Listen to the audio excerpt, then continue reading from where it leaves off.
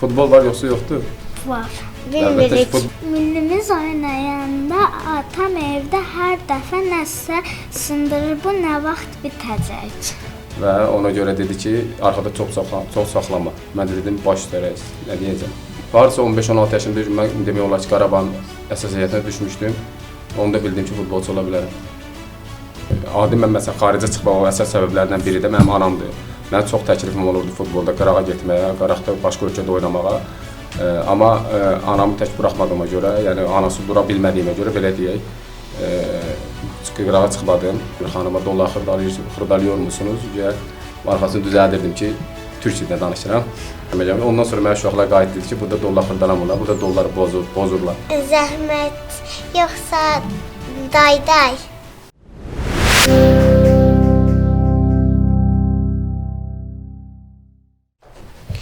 Salam əziz izləyicilər. Bugün sizə maraqlı veriliş təqdim edəcəyik. Mən Banu və mən Dərya. bugün bizim bir qonağımız var. Əfran İsmailovdur. Yox. Bana Əfran əmi. Atam deyir ki, Azərbaycanda futbol yoxdur. Bu fikirlə nə düşünürsünüz? Papa deyir onu. Yox, papa burada yoxdur. Əsas siz özünüz nə deyirsiniz? Futbol var yoxsa yoxdur? Var. Əlbəttə ki, futbol var. Bundan sonra da olacaq. İnşallah sizi kimi balaca oğlanlarımız yetişəcək, böyüyəcək, yaxşı futbolçu olacaq. Görəcəksiniz, biraz zamana ehtiyac var. Getdikcə hər şey yaxşı olacaq. Biraz səbirli olun. Futbolçu olmaq çətindir, yoxsa maraqlı? Həm çətindir, həm maraqlı. Çünki bilirsiniz ki, hər bir şeyin çətinliyi var. Burada çətinlik zədələr, nə bilim, o evdə çox qala bilmirsən, evdən, ailədən uşaq qalırsan, uzaq qalırsan, otellər, səfərlər. Ona görə çox çətindir, amma maraqlıdır ki, çox dünyanı gəzirsən, çox ünsiyyətdə olursan, çox ayrı-ayrı insanlar tanıyırsan və özünü inkişaf elətdirib futbolçu olursan. Bu futbolçu da elə bir şeydir ki, hər yerdə hörmətin olur, həm maddi cəhətdən, həm mənəvi cəhətdən üstünlükləri çox olur. Yəni, kim yaxşı futbolçu olacaqsa, məsləhət görürəm ki, olsun. İlk topunuzu kim alıb? İlk topumuzu yəqin ki, evdəki atam alar. Başqa kim alacaq? Sizcə qızlar da yaxşı futbolçu ola bilər? Qızlar? Əlbəttə ki, hal-hazırda indi UEFA-dan, FIFA-dan qızlara daha çox üstünlük verirlər, nəinki oğlanlara. Hamının qabağına da şərt qoyublar ki, hər bir komandanın qızlar olmalıdır. Yəni, indi bizdə biraz qeyri-adi baxırlar qızlara, Azərbaycanda. Bizim bilirsiniz ki, adət-ənəmiz başqa cürdür. Amma yetəri qədər də pul ayırırlar qızlara. Bizdə də inkişaf eləyib. Qızlarımız birisi ki, mərhələ keçdik. Ona görə qızlardan da futbolçu ola bilər, bəli. Biz bilirik ki, prezidentimizlə görüşmüş. O sizə nə dedi?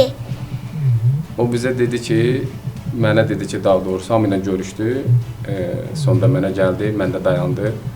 Sağ olsun, yəni bildirdi ki, mən sizin oyuna baxıram, sizi bəyənirəm. Yaxşı sürətiniz var, driblinginiz var. Amma həmin oyunda arxada top saxlamışdım və həmin top az qala qapımıza qol olurdu. Və ona görə dedi ki, arxada çox saxlama. Mən də dedim, baş üstərək, nə deyəcəm? Nə deyir, düz deyir. Millimiz oynayanda atam evdə hər dəfə nəsə sındırır. Bu nə vaxt bitəcək? Tək ki, Azərbaycanda olsun elə şey. Mən inanmıram ki, Azərbaycanda elə şey var. Bu qədər həvəslə, bu qədər ciddi baxıb nəyisə sındırırlarsa. Onu sındırırlarsa, deməli azında futbol var. Bəli. İstidad, zəhmət yoxsa dayday? Yox, əlbəttə ki, istəyirsən zəhmət. Dayday olsa da bir yerə qədərdir dayday. Dayday bir yerə gedəcək, ilişəcək. Amma istedadla zəhmət sona qədər gedir və axırda faydasını görürsən. Ən çox həyəcanlandığımız oyun hansı olub? Ümumiyyətlə, mənim həyəcanlandığım oyun olmayıb. Yəni, mən o insanlardanım ki, həmişə belə vəhsiz çıxırdım oyunlara, çox rahat çıxırdım. Və ona görə də oyunumu rahat oynayırdım. Və bu rahatçılığı da hamıya arzulayıram. Nə qədər həyəcanlı olacaqsan, bir qədər oyunun alınmaya bilər. Amma ümumən, yəni, həyəcan da başa düşüləndir. Hər bir futbolçu fikirləşir, düşünür, həyəcanlanır. Amma mən çalışırdım ki, həyəcanlanmayım. Ümumiyyətlə, həyəcanım olmayıb mənim. ən sevdiyiniz futbolçu hansıdır? Ən sevdiyim futbolçu belə ümumən kumurum olmuyor, amma futbola baxmışam, futbola baxıram. Daha yaxşı maraqlı oynayanları, daha yaxşı keyfiyyətli futbol oynayanları bəyənirəm. Ümumiyyətlə həmişə futbola baxanda hansı daha yaxşı oynayır, hansı daha çox maraqlı oyun göstərir. Çalışmışam ki, oradan nəsə götürüm futbolçudan da, komandadan da. Ona görə yəni ümumi belə kumurum yoxdur, amma belə seçilib sayılan əlbəttə ki, Messidir, Ronaldodur. Futbolçu olmasaz hansı peşəni seçərdiniz? Bu biraz uzun-uzadı mövzudur. Nəyə görə uzun-uzadı mövzudur? Çünki mən dərs oxuyurdum. Mənim evdə valideynlərim qoymurdu futbol oynamağa. Yəni deyirdi ki, get dərs oxu. Mən də gedib dərs oxuyurdum, hazırlaşırdım. Sınaqlardan da bir 400, 450 bal toplayırdım. Amma elə bir vaxt gəldi ki, professional vədə gəlib çatanda, yəni papamgildən, mamagildə mənə çoxlu pul verirdilər hazırlıqlara. Və bu hazırlıqlara fikirləşdilər ki, biz bu qədər pul tökürük, amma sən buradan futbol fikirləşirsən. Elə bir vəziyyət gəldi ki, mənim valideynim dedi ki, daha doğrusu müəllimim dedi ki, hazırlıq müəllim, bu hazırlaşsın, savadı var. Futbol müəllimim dedi ki, qoy futbolçu olsun. Axırda mənə yönəldilər ki, sən qərarını ver və mən də qərarımı verdim, futbolçu oldum. Futbolda başınıza gələn ən gülməli hadisə hansıdır? Futbolda çox gülməli hadisələr başıma gəlib. Amma gələn o fikirləşəm, biraz vaxt aparacaq. Amma ümumi belə ən çox hazır başıma gələn olub ki, ən yaxşı yadda qalanlardan biri. Türkiyədə təlim-məşq toplanışındaydıq və hansısa bir mola girmişdik. Mən də türkcə danışa bilmirəm, yəni çox başa düşə bilmirəm. Başa düşürəm, daha doğrusu tələffüz edə bilmirəm. Və bizdə dolları xırdalırsan deyirlər. Və mən də hansısa bir mağaza gidəndə bildirəndə ki, orada hansısa bir xanıma dollar xırdalıyor musunuz? Arxasını düzəldirdim ki, türkçədə danışıram. Həmin momentdə böyürdən bir oğlanı çıxdı, belə dostu çıxdı ki, kişi, yəni niyə belə deyirsən, niyə bizdən məzələnsən? Amma mən məzələnmirdim, açığı mən bilmirdim nədir. Adətən hər bir sözün başında türkçədə gələndə sumunuzu qoşurdum ki, türkçə danışıram. Belə bir maraqlı hadisə başıma gəldi. Ondan sonra mən uşaqlar qayıt dedi ki, burada dollar xırdalamırlar, burada dolları bozurlar. Ondan sonra bildim ki, Türkiyədə dollar bozmaq var.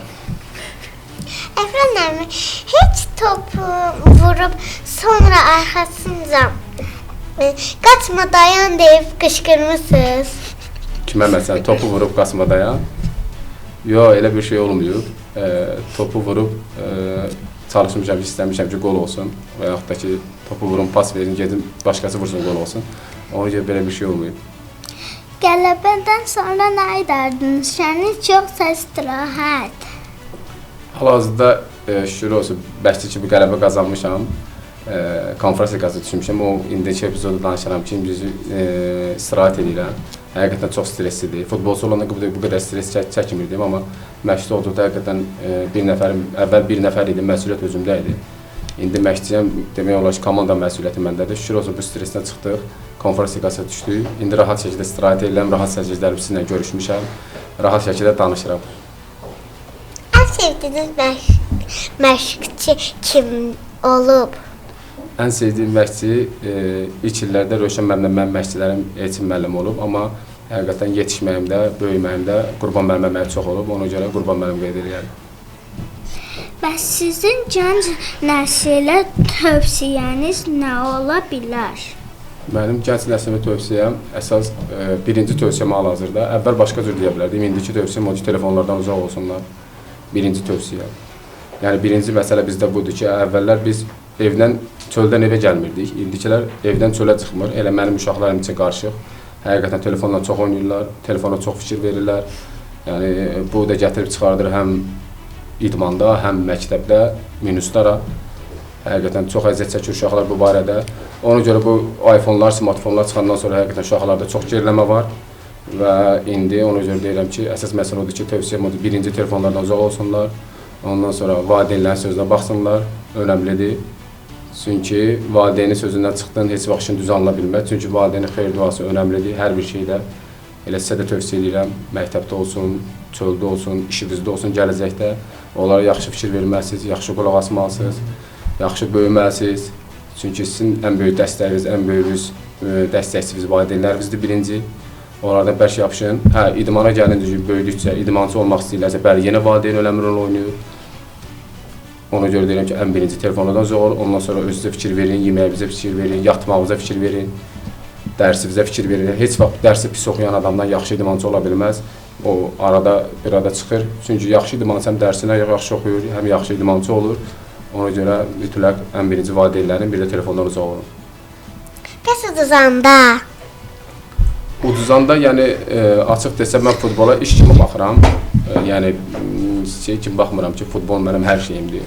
Futbol mənim hər şeyim deyil. Futboldan da önəmli şeylər var həyatda.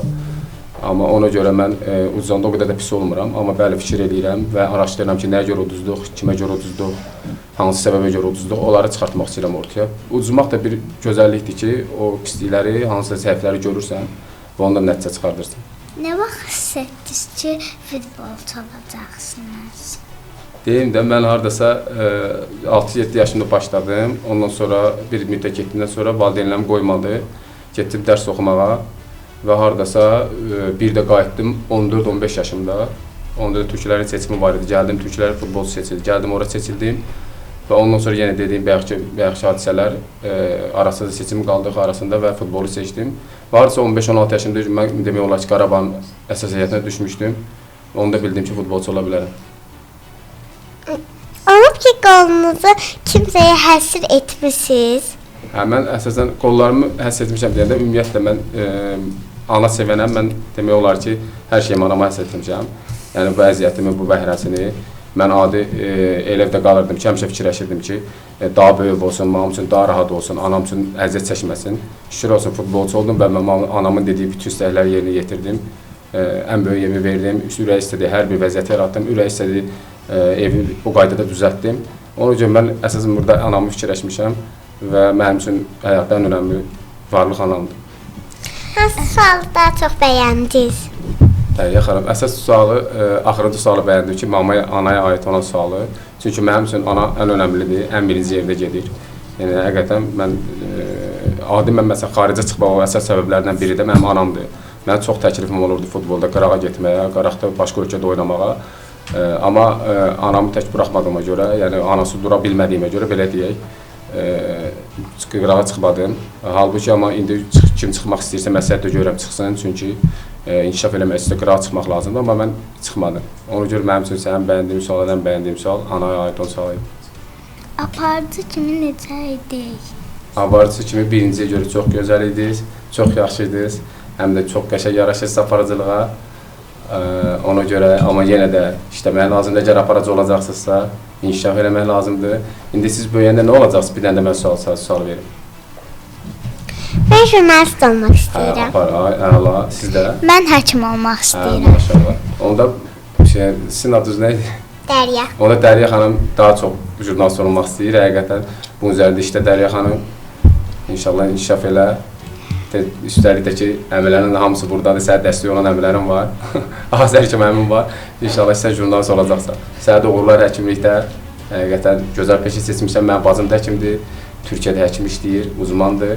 Yəni mən o sahəni bilirəm, amma onu bilirəm ki, bacım mən gözüm asandan oxuyur, indiyə kimi də oxuyur, evləndə də yenə oxuyur. Sənə təşəkkür edirəm.